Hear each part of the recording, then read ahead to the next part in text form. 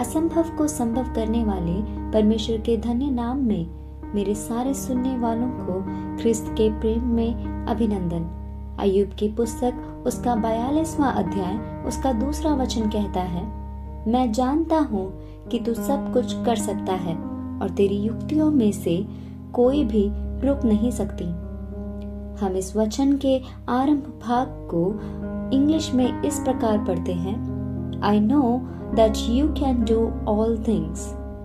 परमेश्वर की भक्ति में रहने वाले अय्यूब के इस वचन को आधार मानकर असंभव को संभव करने वाला परमेश्वर इस विषय पर आइए हम मिलकर मनन करें। मनुष्य द्वारा असंभव कार्य परमेश्वर के द्वारा संभव है। सब कुछ संभव करने वाले परमेश्वर के साथ मिलकर जब हम काम करते हैं तो हमारे सेल्फिशनेस, हमारे स्वार्थ का अंत होने पर ही हम परमेश्वर के काम को देख पाते हैं। इसका अर्थ यह है कि सब कुछ मेरे ही द्वारा संभव होना चाहिए। इस भावना को परमेश्वर के साथ काम करने पर हमें त्यागना होगा।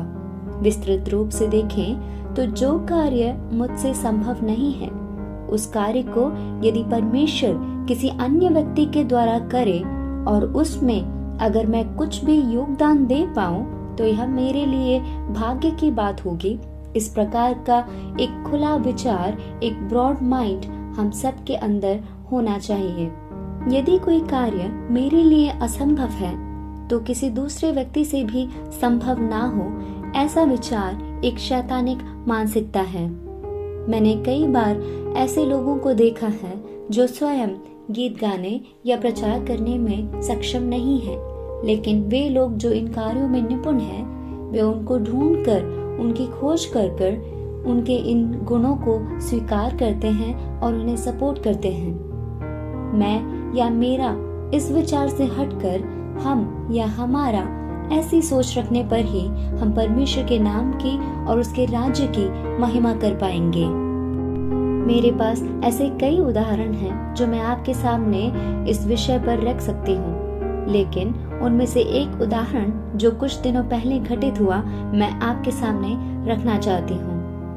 साल 2021 में जो पद्मश्री पुरस्कार दिया गया, उनमें से एक पद्मश्री पुरस्कार कर्नाटका के हरेकाला हजब्बा नामक एक व्यक्ति को पुरस्कृत किया गया। हमारे देश के प्रेसिडेंट श्री रामनाथ कोविंद जी से पुरस्कृत होने के बाद उन्होंने मीडिया से इस प्रकार अपने विचारों को बांटा। सन 1977 से वे बेंगलोर के बस स्टैंड में फल बेचा करते थे। सन 1978 में जब एक अंग्रेज ने उनके पास आकर संतरे का भाव पूछा तो वे उस व्यक्ति को अंग्रेजी में उस फल का भाव ना बता पाने के कारण लज्जित महसूस हुए। इस घटना के बाद उन्होंने अपने मन में यह ठान लिया कि वे उनके गांव के हर बच्चे को शिक्षित करेंगे। उन्होंने संतरे बेचकर कमाए हुए पैसों से गांव में एक स्कूल की स्थापना की। इस व्यक्ति की इस इच्छा को देखते हुए कई लोगों ने आर्थिक रूप से उनकी सहायता की और उस आर्थिक सहायता को उन्होंने स्कूल बनाने में उपयोग किया। केवल यही नहीं, जिस किसी ने भी उनकी सहायता की, उनकी फोटो फ्रेम कर उन्होंने अपने स्कूल में संभाल कर रखी। समय बीतने के साथ साथ वह स्कूल भी बढ़ता गया। उन्होंने एक जमीन खरीदी और वह स्कूल 10वीं कक्षा तक 175 छात्रों वाला एक स्कूल बन गया। स्कूल के नाम पर मिलने वाले सहायता फंड को वे केवल स्कूल के लिए और उसके उद्यान के लिए उपयोग में लाते हैं और स्वयं के जीवन यापन के लिए वे आज भी संतरे बेचते हैं।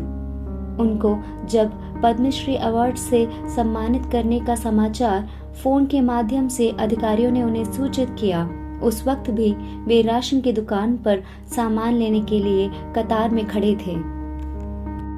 पैदल चलकर फल बेचने के बावजूद पैरों में जूते पहनने की उनकी आदत नहीं, और जब वे प्रेसिडेंट से पद्मश्री अवार्ड ले रहे थे उस वक्त भी वे नंगे पैर ही थे। यह दृश्य हम सब ने टीवी पर देखा होगा।